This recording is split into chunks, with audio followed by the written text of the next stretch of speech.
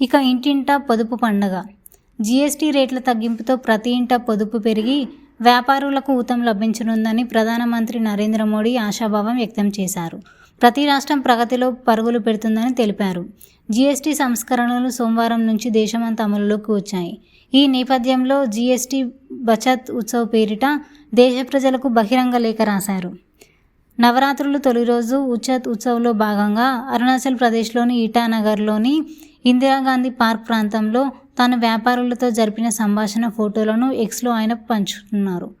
నవరాత్రులు మొదలయ్యాయి. ప్రతి కుటుంబానికి ఈ సందర్భంగా మంచి జరగాలని కోరుకుంటున్నాను. దసరా ఈసారి మీ ఇంటికి రెట్టింపు ఆనందాలు తీసుకురానుంది. జీఎస్టీ 2.0 అమలులోకి రావడమే ఇందుకు కారణం. ప్రతి కుటుంబంలో పొదుపు పండగ మొదలైంది.